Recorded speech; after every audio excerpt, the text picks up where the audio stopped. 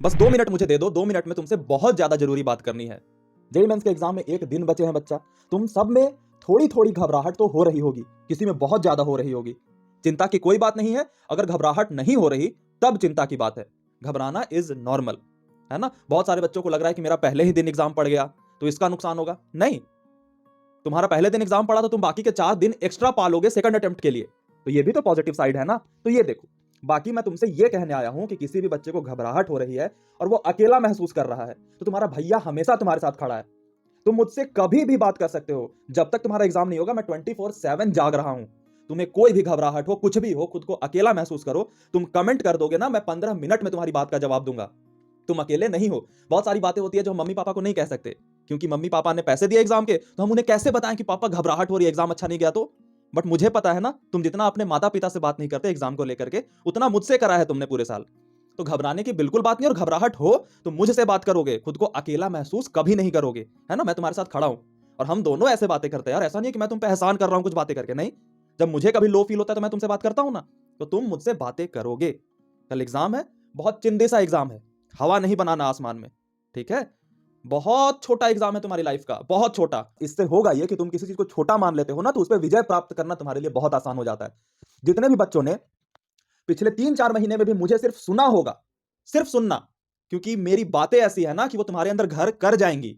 तुम ना चाहते हुए भी मेरी बातों को ना फॉलो करने का डिसीजन नहीं ले पाओगे। तो सिर्फ सुना भी होगा, वो बहुत अच्छी हालत में होंगे, और उनका एग्जाम की गारंटी तो मैं लेता हूं कि अच्छा जाएगा। लेकिन दूसरी तरफ वो बच्चे जिनके सामने मैं पहली बार आया हूं, घबराने की बात नहीं है। मैंने कुछ भी ऐसा नहीं बताया जिससे कि बहुत बड़ा चेंज हो जाए उनकी लाइफ में, जिन्होंने मुझे नहीं फॉलो किया। उन्होंने भी बहुत अच्छी तैयारी की है।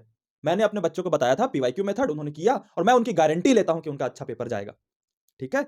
लेकिन जिन्होंने मेरी बात नहीं मानी, मैं उनका बुरा नहीं चाह रहा। बहुत सारे तरीके हैं अच्छा करने के, और मैं हमेशा रेडी रहता हूं गलत प्रूफ होने के लिए बच्चा, और तुम मुझे गलत प्रूफ करोगे।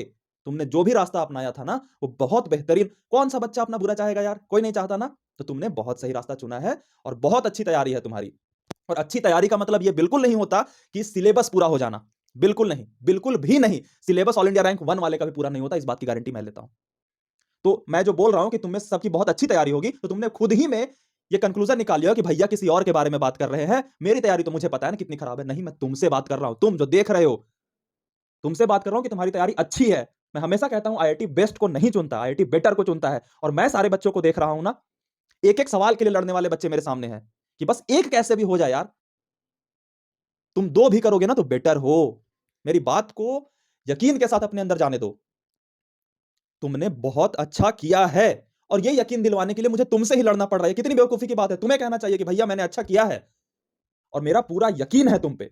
एक्सपेक्टेशन नहीं, मैं उम्मीद कर ही नहीं रहा कुछ। तुम अच्छा एग्जाम में करके आओगे, मेरे लिए कोई मैटर नहीं करता। तुम बुरा करके आओगे, मेरे लिए कोई मैटर नहीं करता। मेरे लिए तुम वही रहोगे जो आज हो। एग्जाम के बाद तुम गुड और बैड में बट जाते हो, मेरे लिए कोई मायने नहीं रखता। समझ में आई। दूसरी बात यह कहना चाहूंगा कि बच्चा तुम एग्जाम दे करके आओ, मान लो खराब चला गया, अभी एक अटेम्प्ट और बचे हुए, मैं तुम्हारी उंगली पकड़ करके तुम्हारी सारी गलतियों के धो धो करके निकाल दूंगा। अगर तुम मेहनत करने की इच्छुक हो तब आना, मैं धो धो के निकाल दूंगा। पैसे वैसे बिल्कुल नहीं, मैंने ना 1 रुपया मांगा है और ना कभी मांगूंगा तुम्हारी सिलेक्शन तक। तो चिंता इसकी मत करना कि एक और इंसान आ गया जो पैसे ऐंठ लेगा हमसे। बिल्कुल नहीं। कोई स्टार मार्क नहीं, कोई कंडीशन नहीं, कुछ भी नहीं। प्योरली तुम मेरे बच्चे हो, और मैं तुम्हारी सारी कमियां धो धो के निकाल दूंगा। हमेशा अच्छा सोचना, क्योंकि अच्छा सोचने का फायदा होता है कि कॉन्फिडेंस आता है। तो चिंता की कोई बात नहीं। कल एग्जाम देना, 3 घंटे बीत जाएंगे, अच्छा जाए या बुरा जाए, मुझे कोई फर्क नहीं पड़ता, और तुम्हें भी नहीं पड़ेगा। क्योंकि इस एग्जाम में तुम्हारी खराब परफॉर्मेंस रहती है, मैं बता रहा हूं ना, मैं इस बात का दावा करता हूं, दावा। क्योंकि मुझे भी मेरा करियर प्यारा है। मैं अगर फेक दावे करता चल गया तो बाकियों की तरह हाल हो जाएंगे। रोज 10 इंसान आ रहे हैं जो कुछ भी बातें बोल के चले जा रहे हैं। मैं दावा करता हूं कि ये जो जनवरी के कुछ दिन बचेंगे तुम्हारे, 4-5 दिन, कल के एग्जाम देने के बाद, फरवरी, मार्च और फिर अप्रैल वाला जो अटेम्प्ट आएगा ना, उसमें मैं तुम्हें बहुत बेहतरीन स्थिति में ला सकता हूं। तो इस बात पे ध्यान ही मत देना कि तुम्हारा सब कुछ खत्म हो रहा है। कुछ नहीं खत्म हो रहा, कुछ भी नहीं खत्म हो रहा, कुछ भी नहीं। मैं सबसे बड़ी बात कहना चाहता हूं लास्ट में, मैं तुम्हें जज नहीं करता, ठीक है। आराम से कल के लिए ऑल द वेरी बेस्ट। मुस्कुराते रहना, क्योंकि मुस्कुराते हुए अच्छे लगते हो। चलो लास्ट में जाते जाते मुस्कुरा दो। ये मनहूस जैसी शक्ल तुम्हारी मुझे बिल्कुल पसंद नहीं, और ये इत्तू से एग्जाम की कोई औकात नहीं है। गाली निकल जाता अभी। इत्तू से एग्जाम की कोई औकात नहीं है कि तुम्हारी मुस्कुराहट छीन सके। तो बढ़िया, भैया जाए अब। ठीक है, तो यही लास्ट में बात करनी थी, मुस्कुराते हुए सो जाना, नींद आ जाएगी अच्छी सी, नहीं भी आएगी तो सोने की कोशिश करना, घबराना बिल्कुल नहीं है। बाय-बाय, भैया को बाय बोल दो अब। चलो, bye, all the very best.